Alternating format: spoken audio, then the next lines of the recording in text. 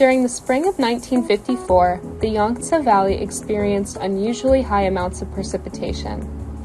Though it's typical for the Hubei province to experience heavy rainfall up to 50 inches due to summer monsoons, there was an unusually high precipitation in the spring combined with a monsoon season that only increased an already abnormal level of rain.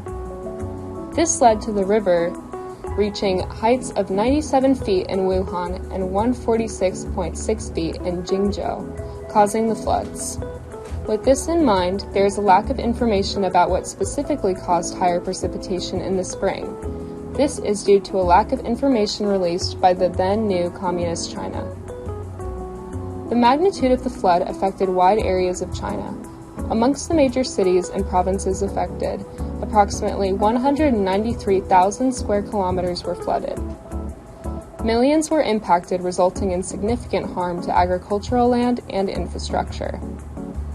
During the summer, China is subject to storms such as typhoons and heavy monsoon rain that factor in the river overflowing.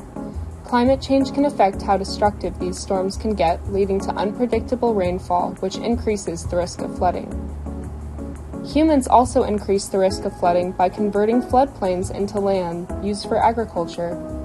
Structures made to mitigate flooding only made situations worse since they were poorly maintained and caused hydraulic networks to fail. Republican and imperial administrators weren't interested in solving these hydraulic failures since they did not personally suffer as a result of these surges. The flood caused damages up to 1.29 million and affected 25 million people, whether due to loss of homes or decreased crop yield that affected food import and export. It also made food very scarce within the community and led to some deaths due to starvation. The flood also brought on disease within the community, which contributed to the death toll as well. Though this type of natural disaster is not uncommon, they were not prepared for massive amounts of rain, which led to flooding.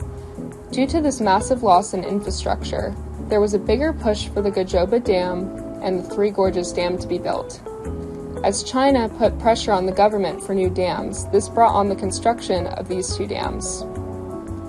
After the 1931, 1954, and 1998 floods, China reevaluated their anti-flood systems and started planting billions of trees to fight floods and prevent runoff into nearby streams and by the heavy rains.